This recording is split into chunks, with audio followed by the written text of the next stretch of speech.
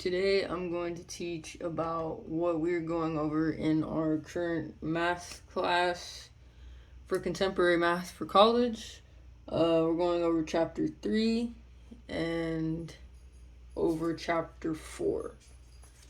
So for chapter 3, we're going over truth tables. And to understand the truth tables, you have to understand the conjunction here, which expresses and.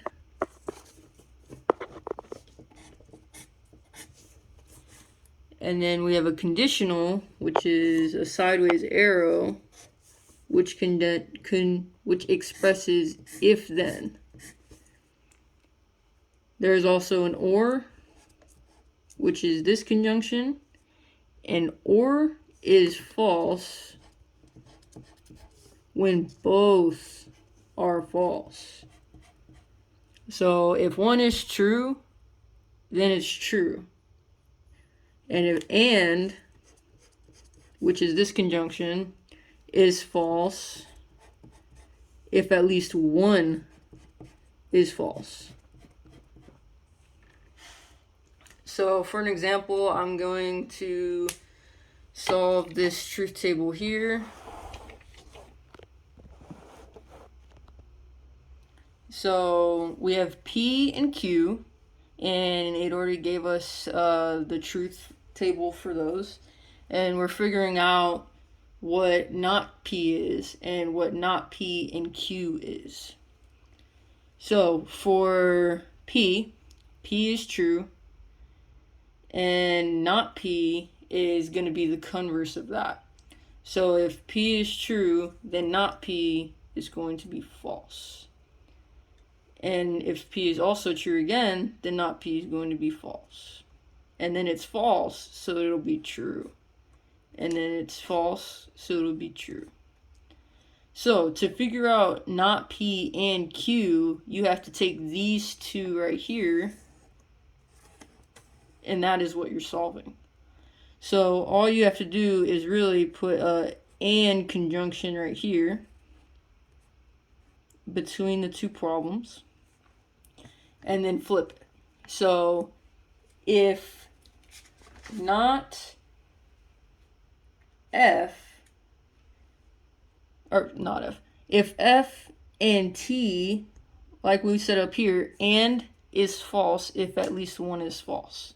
So F and T has to be false, which is not P and Q. So again, F and F, and F is false if at least one is false. So since both of these are false, it has to be false. Same thing here, T and T. There are no falses, so this has to be true. And then T and F has to be false because there is at least one F. So I will take you into the next topic that we're going to talk about, which are these premises. So for these equations, I have an example here. So we're still using this right here. So if then, the arrow. That's very important. So we have a problem here, and it says if it snows, then Emily stays inside. It does not snow. And then this right here, I have here, means therefore. So it means therefore Emily stays inside. So to figure out the answer to this, we have different laws. So we have the law of detachment, which is P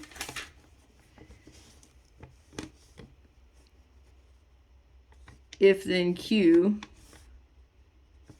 Oh, sorry, my bad. So P if then Q. Underneath that P, which is true. All these are true because they're the formula for false is right here. So this squiggly equals false. So don't forget that. I missed talking about that earlier. So P, then Q, P, therefore Q. And that is the law of detachment. And then we have the law of contraposition, which is P, then Q, but it's different here because it says not Q, therefore not P. And you really have to pay attention to all of the letters, because you could mess up thinking, oh, I see P to Q, but I didn't notice that one of them was actually not P or not Q. So for the law of syllogism, which is P, then Q, Q, then R, we're adding a variable there, therefore P, R. And then for just disjunctive syllogism, which is P or Q, and this is the only one that uses or, not P, therefore Q. The fallacy of converse, which if we split this here, so for all of these laws, we have true and false. So all of these are true. These are valid. They are valid laws. And then we have fallacies. So we have fallacy of converse and we have fallacy of inverse. So fallacy of converse is P, then Q, Q, therefore P. And the fallacy of inverse, which is P, then Q, not P, therefore not Q. Both of these are invalid arguments. They're fallacies, they're invalid arguments. So don't forget that these are the only two, as long as it says fallacy in front of them, invalid arguments. So we go back to our example here. It says, if it snows. So if it snows is saying, okay, so if it snows is P. P equals if it snows. And then it says then. So we talked before that then is this arrow. So if it snows, then Emily stays inside. So then Q. So Q is Emily stays inside. And then below it says it does not snow. So if it doesn't snow, that is the opposite if it does snow. So if it's not P, then it's not P. It does not snow. We put all this over, and it says, therefore, Emily stays inside. So then it's therefore Emily stays inside, which is still Q, because up here it says, if it snows, then Emily stays inside. It does not snow, therefore Emily stays inside. So if you look at it here, you're thinking, oh, that kind of doesn't make sense.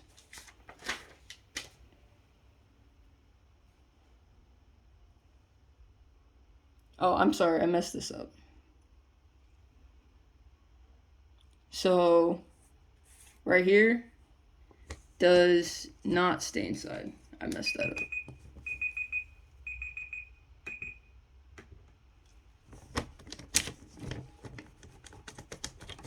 Well, I guess any other teacher messes up too. So, does not stay inside. I apologize. So, if it snows, then Emily stays inside. It does not snow, therefore Emily does not stay inside. So, if it snows, then Emily stays inside. It does not snow, therefore Emily does not stay inside. So, not, if then statement. So, if you look up here, which one of those matches what we're talking about? Okay, well, it looks like it matches the fallacy of the inverse because it's P, then Q, not P, therefore not Q. Therefore, this statement about Emily and snow is an invalid statement. Okay, well, thank you for listening to me teach you about chapter 3 and 4 of my math lessons.